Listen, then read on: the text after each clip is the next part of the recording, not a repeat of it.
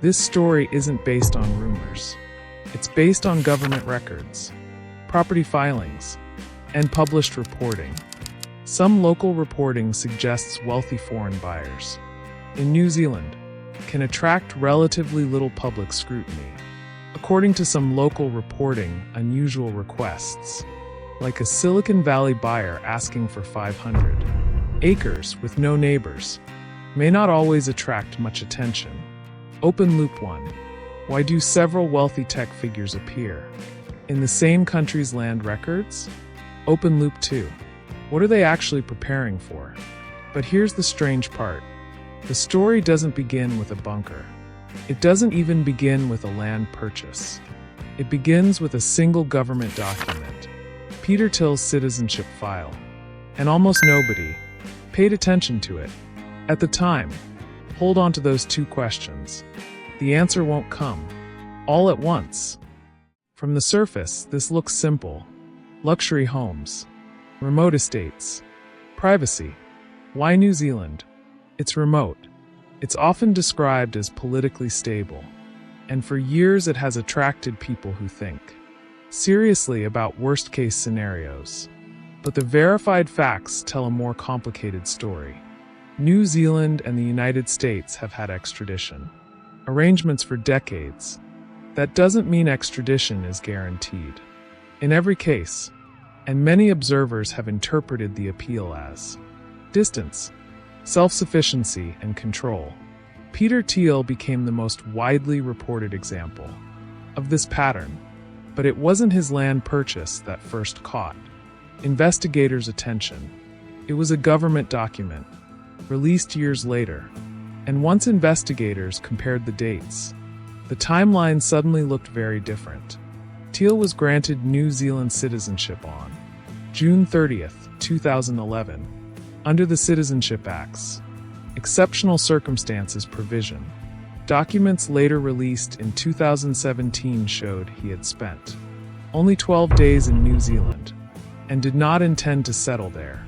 Property records show that in 2015, 4 years after becoming a citizen, a Thiel-linked company bought the Glenda Bay Farm, roughly 193 hectares, about 477 acres. Some commentators call this buying an exit. Others say it's simply asset diversification. At first glance, that sounds like the whole story. It isn't. Which one is it? We'll come back to that. But the paperwork revealed something else. If Peter Thiel were the only example, this story would probably end here. But it doesn't, because once journalists started comparing land records, they began noticing the same pattern again and again. Media reporting has pointed to several other high-profile individuals as well. Writer Mark O'Connell has documented apocalypse preparedness behavior among the wealthy. Some reports describe other high-net-worth buyers quietly purchasing land in New Zealand. And this is where the story quietly changes. Until now, we've been talking about land. Now we're talking about what that land might actually be for. Because according to multiple reports, some reporting suggests certain tech executives were thinking in terms of contingency planning. In a widely cited 2017 New Yorker piece, journalist Evan Osnos reported that several Silicon Valley executives told him they had contingency plans in place for a societal collapse scenario. Not retirement plans in the traditional sense. Plans for what happens if things fall apart. New open loop. So what exactly are they preparing for? And what are they actually building? That's where investigators noticed another pattern. This is where we move from rumor to publicly marketed products. Because certain companies publicly market luxury, hardened shelters for sale, with listings and marketing materials anyone can look up. At this point, the obvious question becomes unavoidable. Who actually buys these places? The Survival Condo Project in Kansas, a decommissioned Atlas missile silo, converted into a multi-level underground living complex. Per the company's own marketing, units include a pool, a rock climbing wall, a movie theater, and long-term food storage. The company markets the structure as hardened against external threats. That hardening claim comes from the company itself. It isn't independently engineering verified in the reporting we found, but there was one detail every company seemed to have in common. None of them were selling fear. They were selling certainty, or at least the promise of it. Vivo-S Group markets converted Cold War-era facilities and shelter projects that the company says can house thousands of people, depending on the site. In Europe, a Czech company called Opidum builds private underground shelters for high-net-worth clients, describing them on their site as ultra-luxury underground shelters, built right next to a client's existing home. Open loop closed. So, these aren't just rumors. These are real, sellable products. New open loop. But who's actually paying for this? The price tag changes how you see all of this. Media coverage has cited survival condo unit prices in the low millions. Some outlets reported units starting around $1.5 million, with higher prices for larger or premium floors. Exact figures vary by outlet and by year, so treat any single number as a snapshot, not a fixed price list. Custom builds from contractors like Rising S Company have been quoted in the millions for large-scale projects, according to interviews with the company.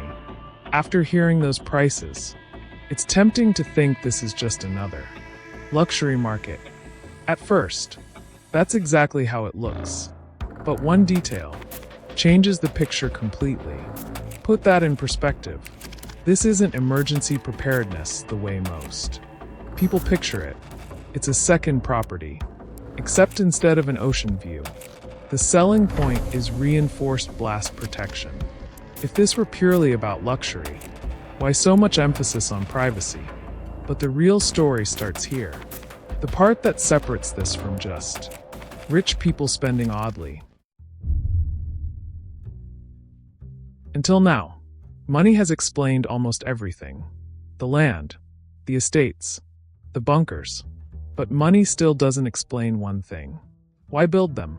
In the first place? Writer Douglas Rushkoff has written and spoken about advising wealthy clients on personal survival planning, and has criticized what he describes as the mindset, an individualist belief that a catastrophic event is coming, and the only rational response is making sure you personally survive it, rather than trying to prevent it. Open question.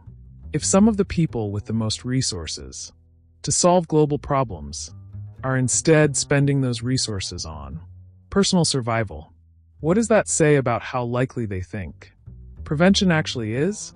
That's not a proven fact. It's a question the reporting invites us to sit with. But before we go further, a necessary pause.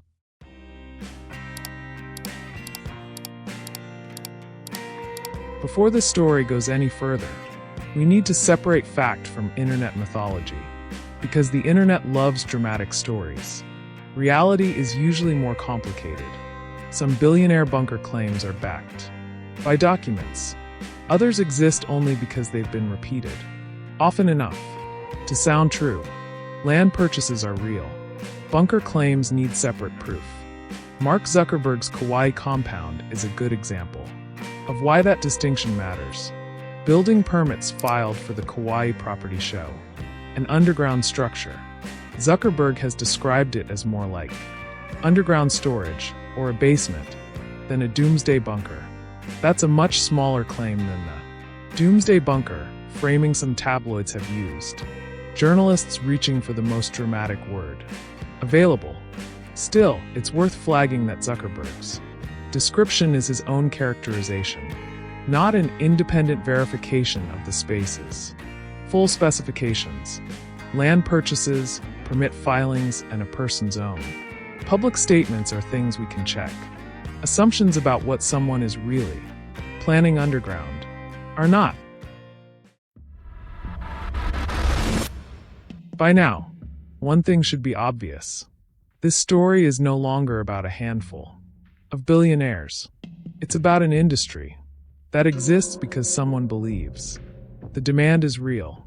Whether that demand comes from fear, preparation, or clever marketing, the market itself is no longer in doubt. What's verifiable is that a real bunker and shelter industry has grown to meet this demand. Rising S company based in Texas builds custom underground shelters. According to a 2017 report, the company saw a sales spike tied to election-related anxiety, and later coverage has linked increased demand to global crises and the COVID-19 pandemic. Some shelter firms, Atlas Survival Shelters, among them, have told reporters they saw sharp jumps in customer inquiries following geopolitical flashpoints, including tensions involving Iran. One published report quoted a tenfold increase in inquiries, though the exact multiplier depends on which outlet and which spokesperson you're citing. That doesn't confirm every buyer is a billionaire, or that demand is constant, but it does show this isn't a handful of isolated stories. There's a recurring, if loosely documented, pattern of inquiry spikes tied to real-world events. But not everyone sees this as rational preparation. Up to this point, most of what we've discussed has been grounded in documents, reporting, and public records. What comes next is different. This is where the interpretations begin. Rushkoff argues that this behavior reflects a belief among some of the wealthiest people that large-scale problems, like climate change or social instability, aren't worth solving collectively anymore, only worth escaping individually. That's his interpretation and critique, not a proven motive behind every purchase. Other commentators push back, arguing that personal disaster preparedness isn't fundamentally different from buying insurance, and that ordinary people prep too, just at a smaller scale. Both are interpretations, not settled facts. But together they represent the real debate around this trend. Recent reporting continues to highlight persistent interest in private shelters, particularly around moments of geopolitical tension, and ongoing attention on foreign buyers purchasing large rural properties in New Zealand, though comprehensive, precisely measured trend data on either is limited. Whether this reflects genuine existential concern, savvy marketing, or simply the newest status symbol for the ultra-wealthy is still an open question. And maybe that's the most interesting part of this story. Perhaps it isn't really about bunkers at all. It's about what a small number of extremely powerful people believe is coming next. At least, that's one way to read it. Maybe they're simply buying peace of mind. Maybe they aren't. But one thing is difficult to ignore. When some of the world's most powerful people begin making the same decisions, those decisions rarely feel accidental. So, what do you think? Is this simply smart preparation? Or does it hint at a future most of us haven't even begun to imagine? Let me know your thoughts in the comments. I'm genuinely curious which side you believe. And if you enjoy investigations like this, consider subscribing, because next time, we're uncovering the mystery behind a luxury technology that seems almost impossible. Imagine this, an entire town buried under snow. Every street is white. Every driveway is frozen, except one. Right in the middle of it all, a single home stands completely clear. No one is shoveling, no snowplows, yet not a single patch of snow remains on the driveway. The question is, how is that even possible? The answer is hidden beneath the ground. And once you discover what's really underneath, you may never look at a winter driveway the same way again.